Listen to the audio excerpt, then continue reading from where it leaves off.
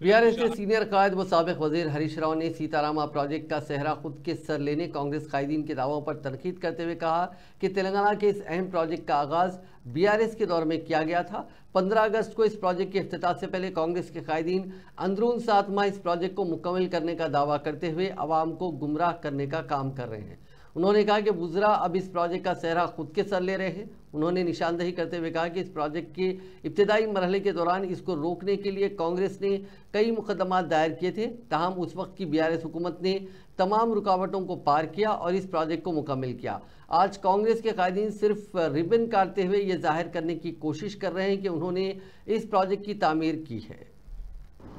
सीताराम निर्माणం కోసం మేము కృషి చేస్తుంటే ఆ రోజు ఇదే కాంగ్రెస్ పార్టీ నాయకులు కోర్టులో కేసులు వేసిండ్రు। ఇది నేను చెప్తున్నదే కాదు, ఇక స్వయంగా తుమ్మల నాగేశ్వరరావు గారు ఆ రోజు ఏం చెప్పారో ఖమ్మం జిల్లా మంత్రి గారు మీరే వినండి ఒకసారి।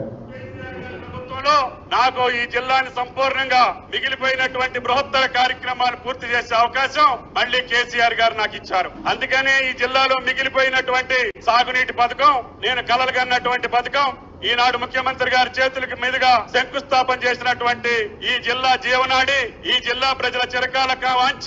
గోదావరి జలాల్ని ఈ జిల్లా రైతాంగానికి ఇవ్వాలని ఆనాడు కాంగ్రెస్ ప్రభుత్వం ఆనాడు మొదలెట్టినటువంటి తుమ్మగూడాన్ని వాళ్ళ స్వార్థం కోసం, స్వలాభం కోసం, సొంతం కోసం, కమిషన్ల కోసం దాన్ని చిందరవందర చేసి ఒక్క చుక్క నీళ్లు ఇవ్వకుండా 2000 కోట్లు దగా చేసినటువంటి కాంగ్రెస్ పార్టీ పాలకులు ఈ రోజు ఇరిగేషన్ ప్రాజెక్టుల గురించి, కేసీఆర్ గురించి ఒక్క మాట మాట్లాడే